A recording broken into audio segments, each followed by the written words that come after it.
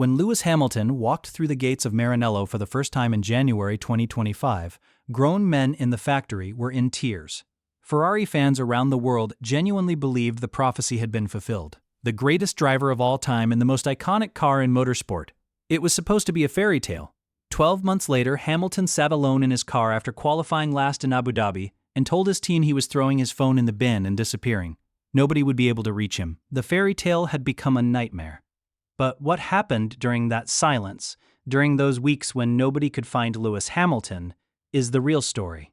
Because the man who emerged on the other side just told the entire world he is not going anywhere. And Ferrari's new car has his fingerprints all over it. Let's break down exactly what happened, what changed, and why some of the smartest people in Formula One believe we are about to witness something historic. To understand why Hamilton's Instagram confession on February 21st hit so hard, you first have to understand what 2025 actually looked like from inside that Ferrari cockpit. Because the numbers are worse than you think. Lewis Hamilton, the driver with 105 Grand Prix victories, the man who has stood on a Formula One podium more than any human being in history, went an entire season without a single podium finish. Not one. His best results across 24 races were 4 separate fourth-place finishes at Imola, Austria, Silverstone, and Austin. His only victory of any kind was a sprint race win in China, and even that came with an asterisk, because he was disqualified from the Grand Prix itself over plankwear violations. The qualifying battle against Charles Leclerc was brutal, 19-5 in Leclerc's favor, with an average gap of 0.254 seconds. In Formula One, that is not a gap you can explain away with bad luck or setup differences. That is a structural deficit. Leclerc scored all 7 of Ferrari's podiums. Hamilton scored 0. The points gap at the end of the season was 86 in Leclerc's favor, 242 to 156. But it was the final 3 races that truly defined how bad things had gotten. Hamilton suffered 3 consecutive Q1 eliminations in Las Vegas, Qatar, and Abu Dhabi. He became the first full-time Ferrari driver in history to endure a streak like that. In Vegas, he qualified dead last after clipping a bollard in wet conditions. In Abu Dhabi, the same story. For context, the last time a Ferrari driver completed an entire season without a podium was Didier Pironi in 1981. That was 44 years ago, and Hamilton knew exactly how bad it was. His radio messages and post-race interviews became progressively darker as the season wore on. After qualifying 12th in Hungary, while Leclerc took pole position, Hamilton said on the radio, "I'm useless. Absolutely useless. The team have no problem. You've seen the car is on pole. They probably need to change the driver."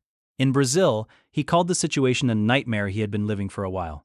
And in Las Vegas, after qualifying last, he said flatly, "It's been the worst season ever. No matter how much I try, it keeps getting worse." Now, here's the part that matters for the 2026 story. Because Hamilton's struggles were not simply about a driver losing his edge. The problems were structural. And understanding them is the key to understanding why everything is about to change. Ferrari designed the SF-25 without a single piece of Hamilton's input. He inherited a car built entirely around the driving preferences of Charles Leclerc and Carlos Sainz. The car had fundamental plankwear and ride height issues that took a third of the season to even partially address. Hamilton was simultaneously adapting to new brake suppliers after 20 years with one manufacturer, entirely new software systems, a new race engineer in Riccardo Adami, and a team culture that operated nothing like the Mercedes environment he had spent 12 years inside. And then Ferrari made a decision that effectively sealed Hamilton's 2025 fate. By April, the team abandoned all development on the SF-25 to redirect every resource toward the 2026 regulations car. That meant Hamilton was stuck in a fundamentally flawed machine for the remaining 8 months of the season, with 0 upgrades coming. Team principal Frédéric Vasseur later admitted he personally underestimated the scale of the transition. Every single software system was different. Every single component was different. The people around Hamilton were all different. So when the retirement calls started, they were loud, and they came from everywhere. Ralf Schumacher publicly urged Ferrari to replace Hamilton with Oliver Bearman, declaring that Lewis needed to take a good look at himself.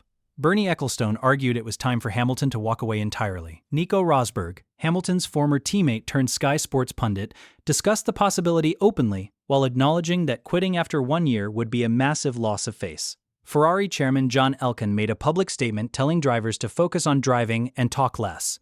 which was widely read as a direct rebuke of Hamilton's increasingly negative comments.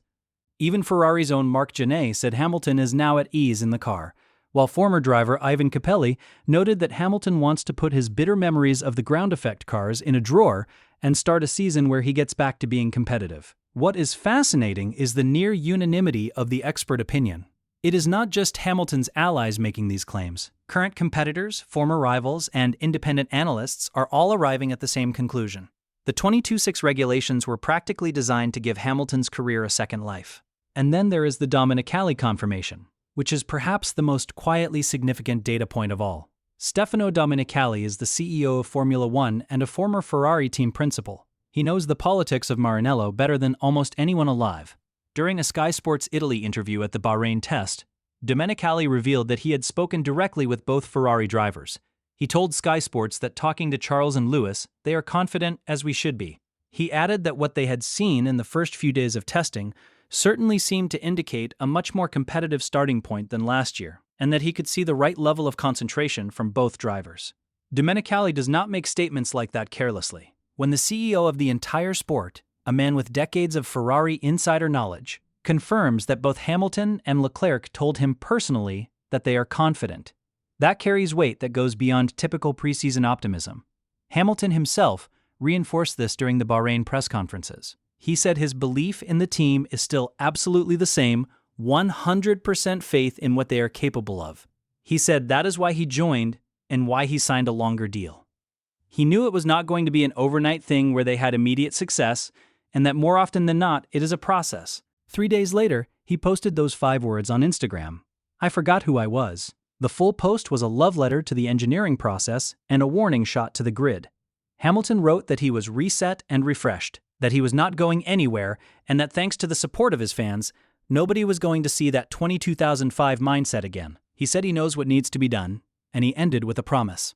This is going to be one hell of a season. So where does all of this leave us heading into 2026? The Hamilton who posted that confession is materially different from the one who qualified last in Las Vegas 3 months earlier. And the changes are not merely emotional, they are structural. A new race engineer, a new management setup, a car built with 8 to 10 months of his direct simulator input, regulations that reward his natural driving style for the first time since 2001, a power unit that his personal feedback helped shape, and a winter spent rebuilding both his body and his mind from the ground up. The question is no longer whether Lewis Hamilton has the hunger. He answered that one himself. The question is whether a 7-time world champion at 41 years old, with his DNA literally built into a car designed for regulations that suit his strengths, can translate the worst season of his career into the fuel for one final championship charge. Jenson Button put it best. This is the perfect opportunity. If it works, it will be one of the greatest comeback stories in the history of sport. And if it does not, we may never see Hamilton at this level again. For the first time since joining Ferrari, Lewis Hamilton is driving a car that knows who he is. If you want to see how Ferrari's SF-26 compares to the rest of the 2026 grid, that video is on screen now. Subscribe so you do not miss a single breakdown this season.